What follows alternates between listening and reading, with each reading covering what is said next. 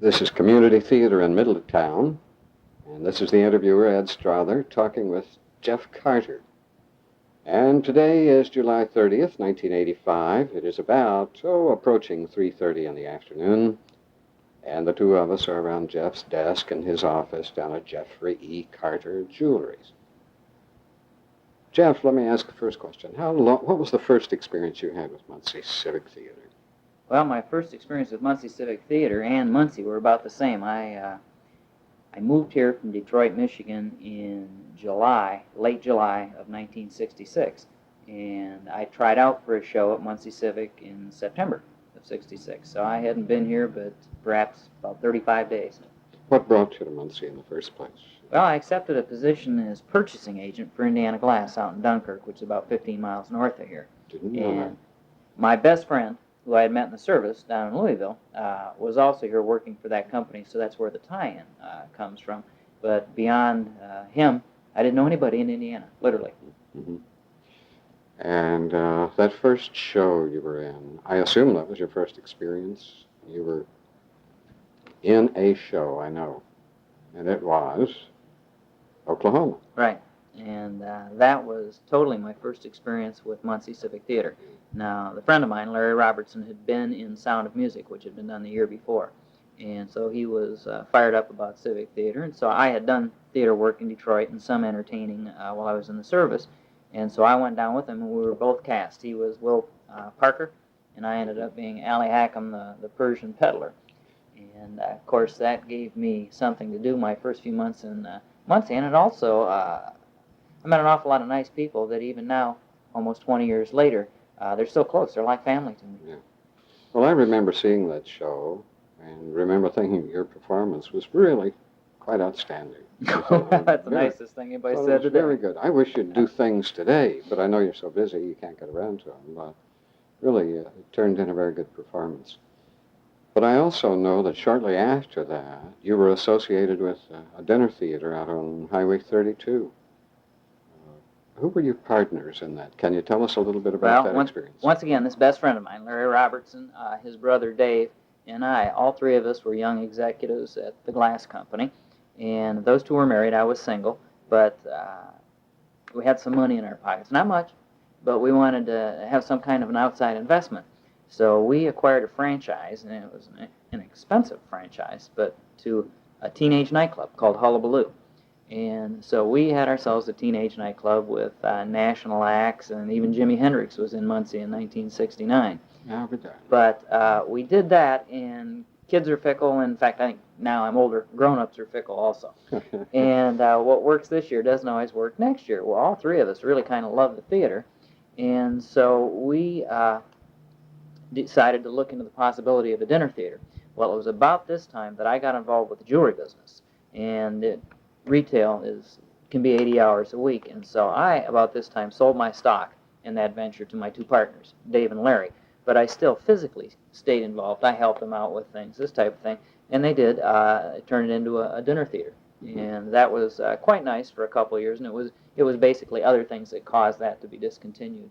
How was the patronage for that? Did you have pretty good turnouts? Yes, but they found that a lot of bookings didn't work because it became impossible to get a liquor license. Everybody decided that they didn't want another liquor license in Muncie or close to a Delaware County, and so it was impossible for any kind of eating out establishment not to have a liquor license. It makes it tough. People tend to go and have their parties somewhere else. Right. Were you in other shows other than Oklahoma, Jeff, that I don't know about? Well, let's see if I can remember them. I was in the show immediately after Oklahoma. It was Catch Me If You Can. And I was in The King and I, The Fantastics. I do remember that. I do remember The Fantastics. Okay, The Fantastics. And then the most recent show I did was just a couple of years ago before I became president, and that was Anastasia. Oh, yes. I saw that, too. Mm-hmm. And that, oddly enough, that was the first non-musical I'd done in perhaps 16 years. Mm-hmm. I just, my time is limited, and always has been, and I enjoy the musicals, and I enjoy acting, and I enjoy comedy, so it usually ends up being musical comedy that I get coaxed into doing. Well, of course, I'm serving with you on the board at the present time, and I've enjoyed your leadership while you've served as president. I've served only 1 year on the board this last occasion, but this is your 3rd year as president, your 3rd year coming up. And it seems to me, while other people may have served for periods of 3 years, that you're about the only one who has served 3 consecutive years. And that's quite a tribute to your leadership, I think. You must be doing something right, Jeff. Well, that's nice of you to put it that way. I think William Ball, who founded Civic Theater in the 30s, was president the first several years of Civic's existence. However, it's very flattering to be selected president for 1 year, because the character and the personage of the board of directors over the years is really impressive. We have had some marvelous people, some truly talented individual, and some real giants, if you will, in the community on our board of directors, which is a little bit unique because it's a working board. These people can't just assume a particular position. They have to roll up their sleeves and pitch in and work, and when people of this caliber ask you to be president, well, they're not dummies, and so they must have a good impression of you, and that's one thing that has always been kind of humbling in a respect.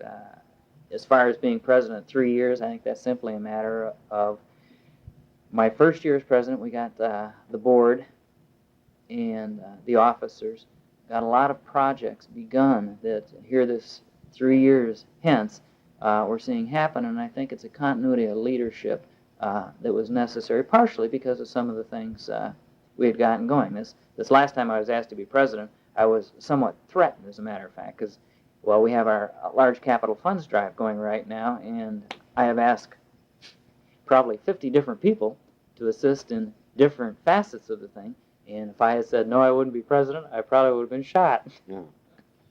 Well, those 50 people that you have contacted, they've been pretty faithful, pretty loyal, cooperative to you, haven't they? Oh, it's been, here again, this has been another humbling thing, and you talk about Civic Theater. There's one gentleman who's heading up our corporate division for the Capital Funds Drive. Mm-hmm. I have never seen Bob Holt at Civic Theater in the 20 years that I've been associated with it. Oh, I've seen him there. But, okay, well, his tickets are on a different night than mine. Right. But what I'm getting at, he's not someone that I've seen there on a regular basis during any period of time. Mm-hmm. But he and I were chatting, and I was thanking him for heading up a division, and he said, well, I'm going to tell you something, Jeff. He said, when my wife and I came to Muncie 30 years ago, we didn't have any money, and Emmons Auditorium wasn't here, and there really wasn't that much to do. And he said, we got season tickets to Muncie Civic Theater. And he said, we were young, and this is something that we did that was real special to us, and we've got a real special place in our heart because there was a point in time in our life when Civic Theater was a very nice place for us. It helped welcome us to the community, this type of thing. And it's just, it surprises me with a lot of the volunteers that we have. How many of them, maybe they haven't been involved with Civic recently, but it might be because they haven't been asked, that they've got a warm spot in their heart. And when Bob Holt, he wanted 20 people to work in his division, he made 20 phone calls and got turned down by one person who was going to be out of town. Now, working on a capital funds campaign, asking people for money is not a real easy thing to do. Not everybody can do that. That's true. And it's really kind of remarkable, the reception that we've had. Mm-hmm. Mm-hmm. I was just letting these figures run through my head. You came to town about 20 years ago. Bob Holt came to town about 30 years ago. I came to town about 40 years ago. It works out in 10-year increments. But think over these past 3 years, or whatever number of years you've worked with the board, Jeff. And I know there are the very routine things that any theater organization is going to have to do. And those routine things appoint committees, see to it that shows get produced, to see to it that tickets get sold, that there's somebody managing the box office, and this kind of thing. Let's concentrate on those routine things for just a little while. It's rather unfair to single out particular personalities to say they did a remarkable job, and I know you want to say everybody did a remarkable job, but you have to be indebted to 1 or 2 or 3 people especially when it comes to the routine, do you not? Well, we have approximately a dozen committees, and a couple of these are more key than other committees, and that's that's good because some people are able to participate more and be more involved than others. And in looking at it, I was on the board before I became president, and Yes. I was aware of certain problems we had, things like this. Number one, if nobody comes and sees your shows, it's not working right. Now you're talking about And the membership. Membership. And so we had 800 memberships the year before I became president. The first year, we ended up with 1,100, and then we went to 1,200. And this year, hopefully, we've got about 1,200 now. Hopefully, by the time we finish, we'll have 1,500. Well, that's simply a reflection of the second and this coming year are reflections of having done something well the year before. I feel it's very important the product that you have, because if it's just like any kind of show business, if it's not selling, it's not recognizable, people aren't going to get fired up to come see it or buy the season. On the other hand, like Broadway, they do a bummer every now and then, and we have a house committee that is one of the key committees. And to my way of thinking, Civic can't be a closed shop. One of the things I wanted to do was expand the base of volunteers. It's very easy for an organization like us to become inbred, the same people on the same committees, the same volunteers running down the line, and you never see any new people. Well, I wanted to expand largely the House Committee. The committee itself, maybe 8 people, is good for planning and calling people, making sure this is done and that's done. But the actual committee itself, you could have 20 different volunteers working in the theater during a given production, taking tickets, doing all of this kind of thing. This is something that helped us a lot, because each of these people that came in there, a lot of them just kind of looked up at the ceiling and looked around and said, gosh, I'd never even been in here before. And so that is one area that was really important. Another area that's extremely important with the House Committee. When I spoke of an area, let's personalize a little bit. Identify some people who were really instrumental in getting this job done.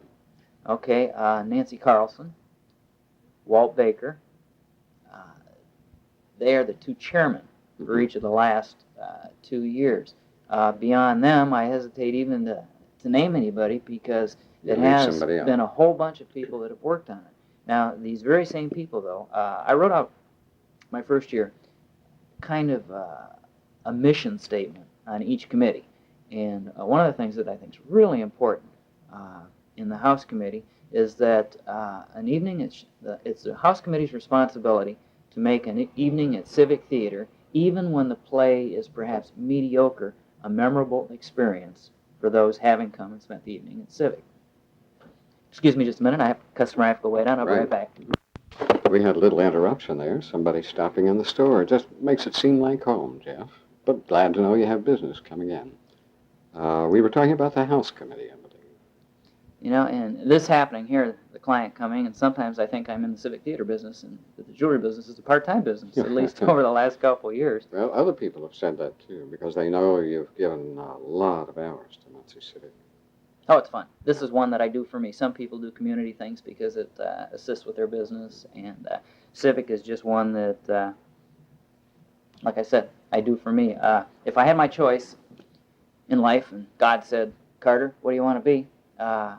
I would either be on a legitimate stage as a song and dance man, or playing shortstop for the Detroit Tigers. Hey, it's not too late. Well, I don't know. The Tigers are doing pretty well without me. All right. Where do we go from here? Let's come up with another question.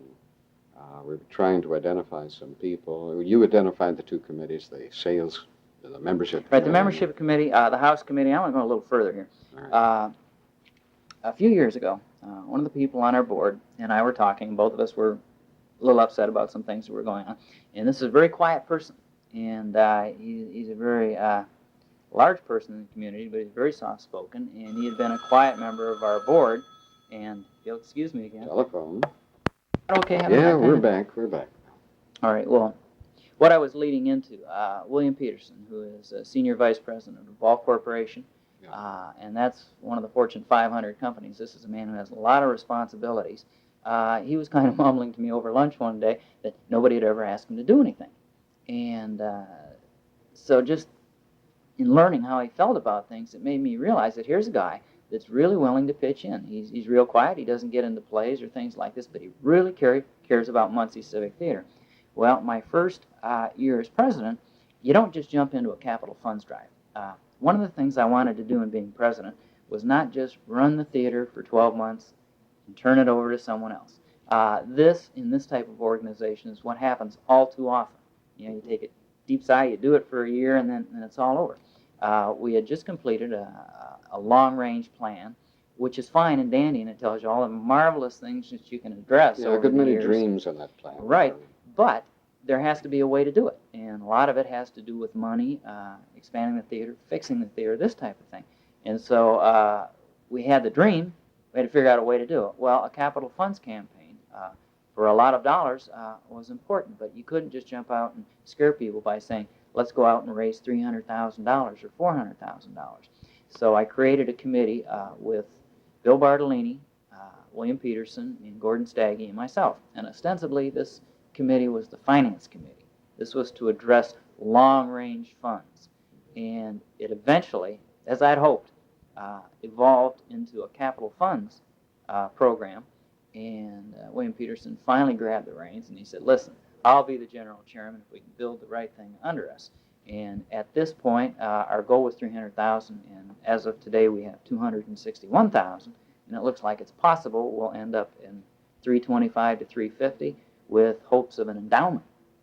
In other words, that we'll accomplish all the goals that we were after and still have something that will last for the next 1,000 years at Muncie Civic Theatre. So I feel real warm towards that group of workers. Some of our other committees, the play selection committee. Now this is one that's really important. If you don't pick the right plays, people don't enjoy the season as much. And for a period of about 10 weeks, the people on the play selection committee meet about every other week. And so here again, this is very important also. You yourself are extremely important to our board of directors, and I'll tell you why. Sometimes it's real easy to have the board slip away from the artistic. And it's very important that we have artistic representation because we're a theater after all. Now, I am not an artistic person. I've done some plays and everything, but I'm not a professional at it. And we need that balance, and it was slipping in the other direction. And fortunately, I'm really happy to have you on the board again. Let me say, I'm just speculating now, but I think of the numerous things that have taken place over the past 3 years, or will have taken place, you have to single out that capital fund drive as being probably the most important, don't you? Well, it's other than buying the building in 1962, I think this is as big or bigger a thing that's ever happened to Civic, and for a couple reasons. It's a big project. Buying the building was a big project. The numbers were different, but the capital funds campaign, what's happened here is we have 70 people out soliciting funds from approximately 1,500 different entities.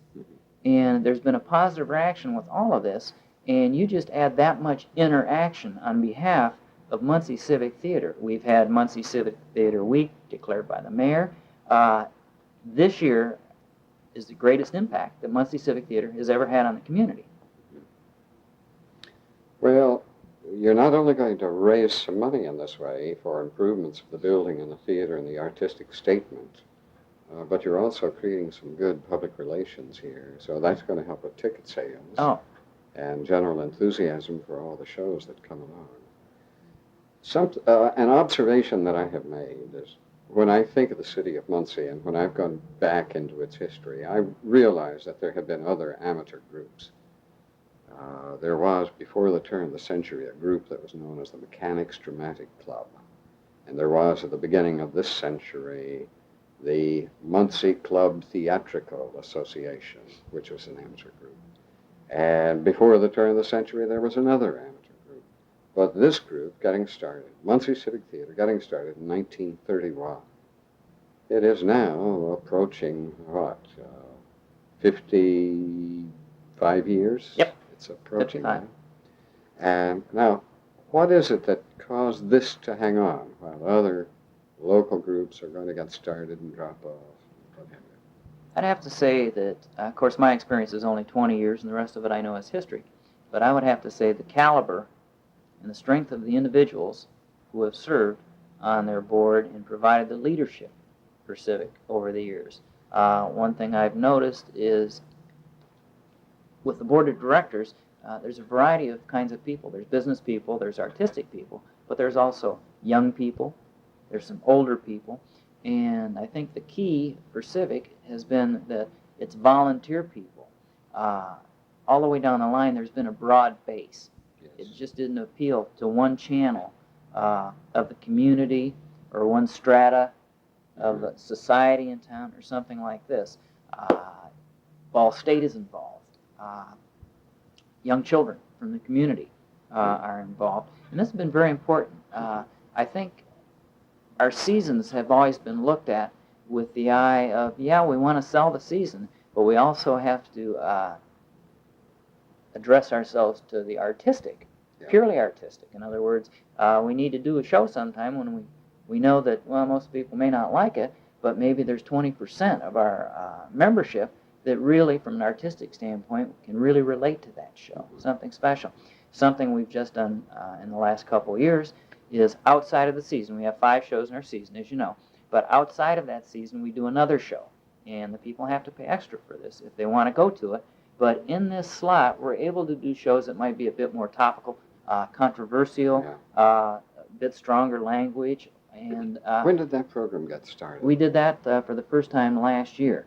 So that was done while you were serving as Right, president. and my idea here, and the feeling was that some of our little old lady members with blue hair don't like to hear the word heck, and a few others. And there are some fine artistic pieces that are really a bit risque or have some very strong language that is needed in the show. Okay, well, now you got to tell us what the 5th show is for this year. Oh, the best little whorehouse in Texas. Yes, that was the word whorehouse that really got in the way. People thought maybe this would be the 5th show, or this would be that extra show, for fear that there would be the little ladies who wouldn't like the word whorehouse. Right, and there are some people that are truly offended by the word damn or hell, and when that show is placed in a season of 5, they have no choice. Yes. They either go see that show or don't go see that show because they have to pay for it. Or they see it and walk out. Right, and by having it as a separate entity, they don't have to go to that show if they choose not to. And I think this has allowed us a little bit, experimentation isn't the right word, but allowed us a slot to do some special theater. Well, certainly it gives you the opportunity to experiment if that's what the board wants to do, or play selection committee if they prevail upon the board to book an experimental show. Sure, I think it was a great idea. Came up with. Are there other things over the past 3 years that you would single out? I certainly would agree with you that certainly the biggest thing is that capital fund drive. And secondly, we have pointed to the idea of the extra show. Now, in what other ways are you going to say, this I remember as having got started? Well, probably the biggest thing, I'll make the capital funds campaign second. Right. The biggest thing would be the board of directors taking the memberships from 800 up to, I hope we get it, 15 this year. Right. That is the accomplishment. The money speaks for itself, but when you actually get a commitment, participation, and coming to the theater 5 times a year, at least to see the shows, and all the volunteers, that's what I feel is the biggest accomplishment the board of directors has made at Civic over the last 36 months. Mm-hmm. I think that's very dramatic. Another thing that we did, that's just kind of a side note, is we did get the building on the National Register of Historical Places. Well, that's pretty important, too. The idea of membership, certainly I would concur. I remember reading in one of our theater books that we have out of the college, well, a book by Arnold Gillette, who at that time was at the University of Iowa. But he said the entire business, or the total business of theater, is to build an audience. And if you can really say that you went from 800, almost double to 1,500, hoping that you make it, really that is accomplishing the business of theater. That is building an audience. Now, if we can hang on to that in the same way that we hang on to some kind of continuity with theater workers, we will really have done something, I think. Absolutely. You can get them to come in the theater one time, and then they have to have the right experience in order to come back and buy it again. I was talking with Earl Williams not too long ago, and Earl said, I think the longevity of Muncie Civic Theatre really could be accounted for by the commitment made by people. And he cited Irene Belcher Said Irene was somebody who would be on the board, but once off the board, she wouldn't stop working. She would keep working with it. Well, and there's so many of those people, Yeah, too. she would participate in the play and then come back a little later on and do something else. In other words, a commitment. And I think it's a commitment not simply to Civic Theater, but really a commitment to the community, too. Just as you with your business and you with the dinner theater. That is a community enterprise. It's a very real part of downtown Muncie, and it's something that you just can't escape. And that's going to assure a longer life. Well, certainly I like the things that you've talked about within these last 3 years. If you had a really big goal, say for another year, what is it going to be? What do you want to get done next year? Oh, heavens. Well, I want to finish off all the things that we started. But I'd have to say the goal is the membership. To me, that's the most important thing. And if you got that done, that means you've done all the other things well. All right. For the most part.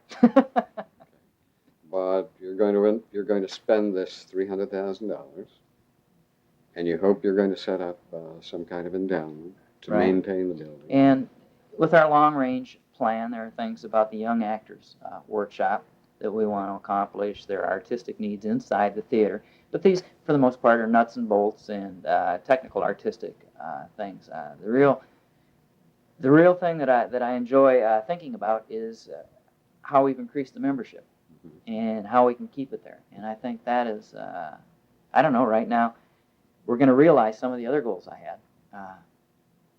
Realizing that 1,500 and even more. I'd like to see us go back to, instead of having the shows run one weekend with 4 performances, there was a time when we ran 2 weekends. And if we sell enough tickets, we're going to have to do that again. Now, that's a problem I can live with. Well, it's a problem you might have with musicians. Oh, a whole new set of problems. Whole new set of problems. But that's like me running out of diamonds. Yeah. I'll get some more. I'll figure it out. All right. Well, that makes eminently good sense, I think. Jeff, have we left? Is there something I should have asked you that I didn't? Well, I'm sure we have, and I'm sure it's in the area of volunteers and specific people that have really, worked their hearts out. And the key's right there. It's the volunteers. I agree. Both artistic, business, and technical. It's the volunteers that create what's really good over there and special. And we do have something that's special, including the building.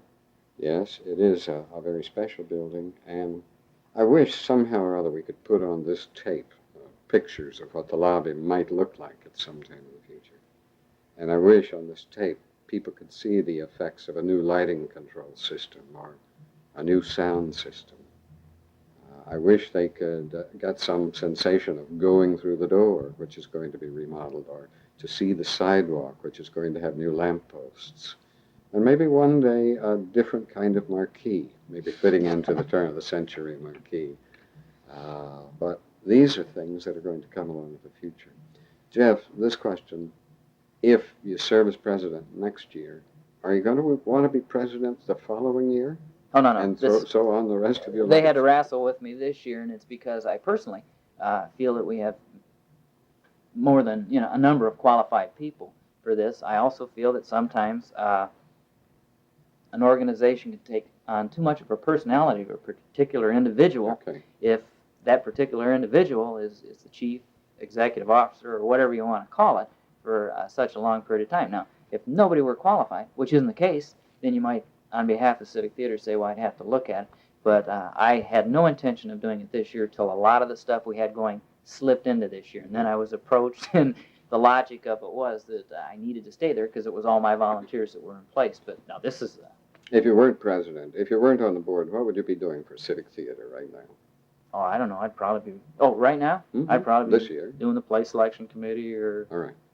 Whatever. You'd whatever still they be ask me to do. volunteering Sure. your services. Oh, yeah. Okay. Well, that, I think, is an important thing. Let's take a minute to sign off here. This is Ed Strother, and I've been talking with Jeff Carter on July 30th, 1985. And the time now is about 5 minutes to 4. Don't you think you should tell them how old you are yet?